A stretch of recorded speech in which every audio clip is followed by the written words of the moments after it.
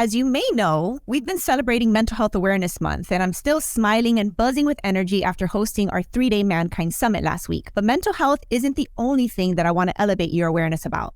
May is also National Foster Care Month, and today we recognize over 1,500 children in Miami-Dade County foster care system and the almost 400,000 children and youth living in foster care across the U.S. We're making time to be kind today to express appreciation to all foster parents who open their homes and their hearts, and also acknowledge the kind professionals and volunteers who do the hard work of elevating voices for children every day.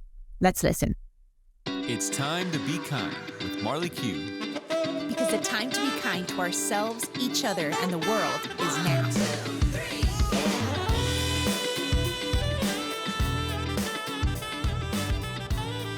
Hello, and thank you for making time to be kind with Marley Q and our special guest, Parker, today. She is a super Parker mom, wife, friends, bubble blower, roller skating joy seeker, and the president and CEO of Voices for Children, who together with her team serve as a beacon of hope for abused, abandoned, and neglected children and youth in the foster care system. Voices for Children provides critical support for advocacy to ensure that every child has access to basic necessities, dignity items, and positive experiences to help them build a brighter future. Please help me welcome to the show, Kadie Black. So happy to be here. I am so happy that you made time to be kind in your super busy schedule. Thank you for carving this time out for us to have a conversation. And before we jump in, I have to say thank you to you and Voices for Children for being one of our very first supporting sponsors for the Mankind Summit. Thank you for seeing the value and investing in our mental health and helping our helpers elevate our mental health and wellness.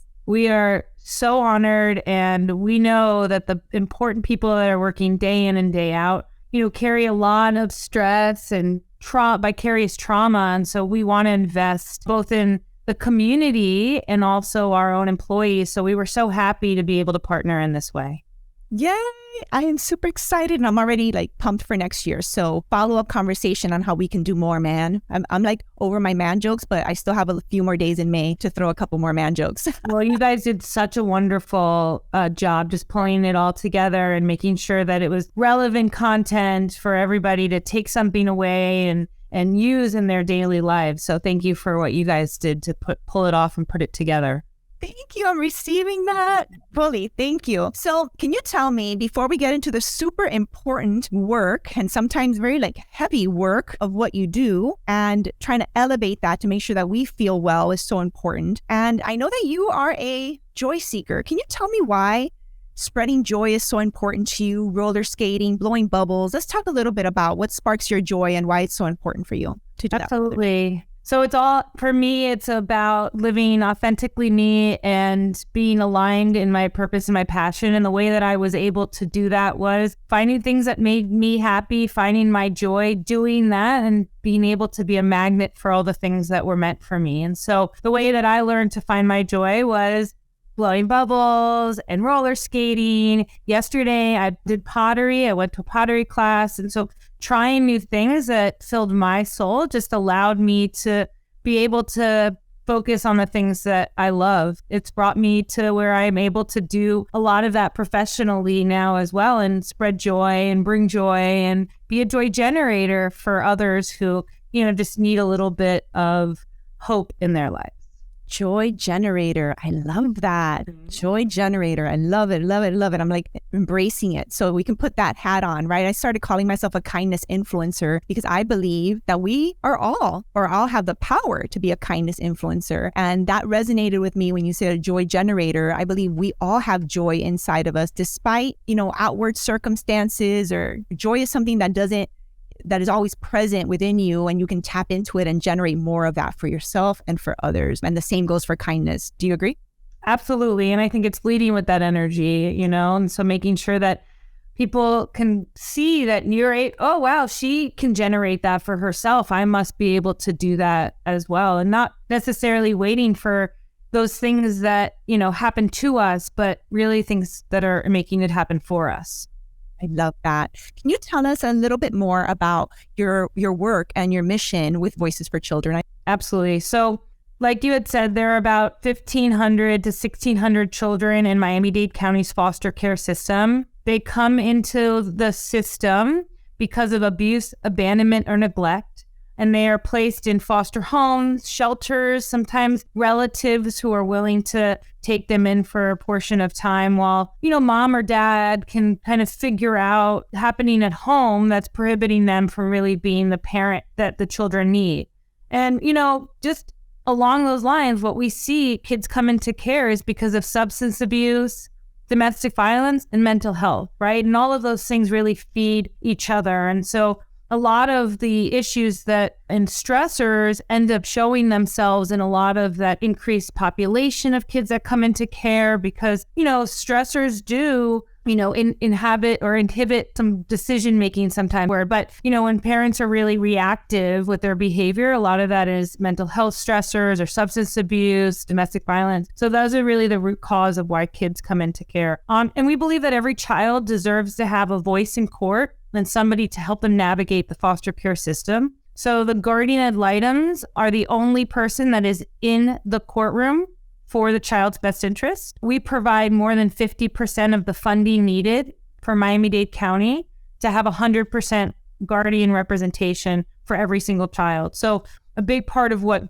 the Voices does is make sure that every child has a guardian ad litem. The other thing is making sure they have their basic needs, those dignity items, those experiences that really help to expose them, to get them out of that survival mode, right? Everybody's in this traumatic survival mode. And how do we help them to kind of turn that into being able to thrive? And so that's a lot of what we do is try to help reduce trauma when kids come into foster care. Maybe it's a pillow that makes all the difference, that they just have their own pillow. So reducing the trauma to help make sure that they're able to heal from what's going on at in their homes. When I think about foster care and kindness, I really do think about the little things, right? If you think about a child who is just, is being either taken away from their family or being placed into a system, how is that entrance, right? Is there a kind, welcoming committee into this system?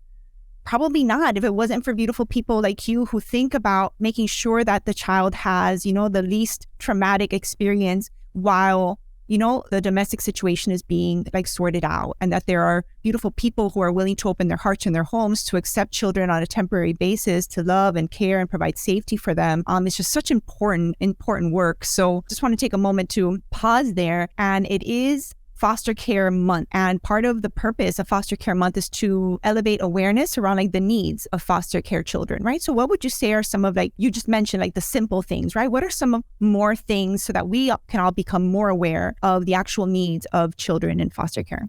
Absolutely. And I think that's a really perfect example of one of the things that we do. So here at Voices, we have a comfort closet. And in that comfort closet are all of the things that are needed so that when kids do come in, and oftentimes they come in with their stuff in trash bags, that they're able to have that dignity, right? They're able to hold their head high when they go to their new school for the first time, and they don't have to wear a non-uniform, that they can, just at least have that dignity. And so a lot of what we do is leveraging that within the community. So people who want to donate, new stuff, right? Because kids deserve new stuff, but, new makeup, hairbrushes, toothbrushes, toothpaste, toys.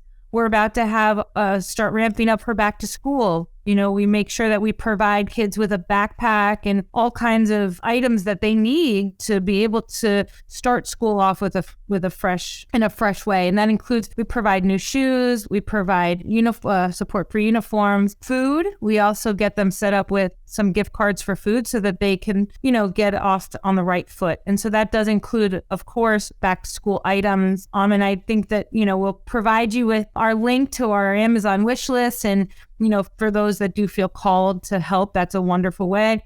We also do take donations for our comfort closet. I really believe that if you can't adopt a child in foster care, you can foster. And if you can't foster, you can give. And if you can't give, you can volunteer. There are so many ways for people to show up for this population, which really is our most vulnerable population. It's children that don't have parents, and they need all of us as the community to come together and come around them. So, definitely the back to school and some of our ongoing initiatives are ways people can get involved. We also have annual events. We have our luncheon. It's a superhero gathering of the superheroes for kids in foster care. That's on October 6th at the Lowe's Coral Gables. So, you can find more information about that on our website, which is BEA and then voice, beavoice.org. We have a gala every year as well. So there's lots of different ways that people can kind of get involved in our work. I love that. We will definitely link all of the information in this episode's show notes. Can you tell me something that you are the most excited about this year? I know you all have so many events coming up and programming that you do, but what are you most excited about? So I'm most excited about this year, we're partnering with Blue Mission. They are a mission organization that works in Dominican Republic to lay water systems for small villages that do not have access to fresh water. And so we're taking 20 youth in foster care to the Dominican Republic this summer to lay water systems. For me, those experiences and being able to expose kids to different things really allows them to spark ideas of what's possible for them and give them hope. And so for me, the most rewarding thing out of my job is allowing those experiences to happen. So I'm really excited about the DR, but I'll tell you very quickly, this year we did a tour of Miami, for example. We had 40 kids on a bus, and the minute we went up the causeway on the MacArthur Causeway, all the kids went nuts. And they were like, "Miss, do you see the cruise? Do you see this?" Because it realized that they had never gone over the causeway. These are kids that live in our community that have never seen the cruise ship or never seen the boat or never gone over the causeway. And so I'm excited to take them out of the country. We're getting passports and all of those things, but really it's exposure that we can do on a daily basis and also with our monthly experiences that I think make all the difference to help kids just really be able to see what's possible for themselves. Absolutely. Absolutely. You're providing these positive experiences and opportunities to envision, a different life, right? To be able to envision something better. In order for us to be able to grow towards a higher vision, we have to be able to have that vision. So you're providing through these experiences a vision for what's possible in the future of a child. And not only that, you're providing them with adults and positive role models to support them in that development, which is huge. Children need a, stable, responsible, kind of dependable adult that they can trust and they feel safe around. And I feel that you're also providing that with your experiences. They absolutely make a difference. What would you say has been one of your maybe greatest challenges that you've had to overcome either recently or in your time with Voices for Children? Yeah, I think that, again, our frontline staff, because they do this day in and day out, the vicarious trauma of reading some of these petitions and reading about the circumstances of some of these cases it's really challenging and it's really hard. And so I hold those kids in my prayers, and that continues to drive my desire to help and be of service in the ways that I can. But I think it's really just knowing there's so much suffering out there is really hard sometimes to stomach, that children are, going to sleep, for example, and they're scared to sleep in their room because there are rats in their room, and, or they're being exposed to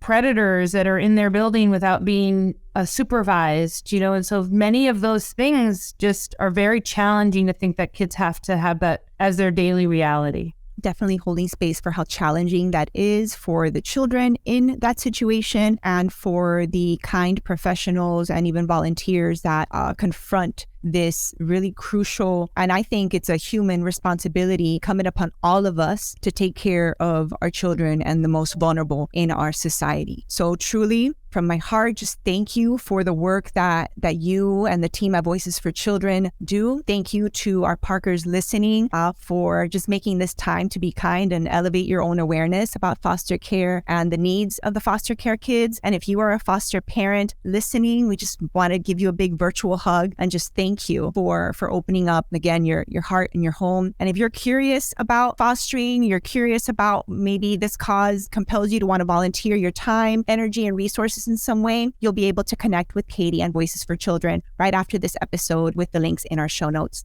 Kadie, is there anything else you'd like to share with our Parkers listening? I just think that, I want to thank our donors and those that invest in Voices for Children, because we would not be able to do this work without them believing in us.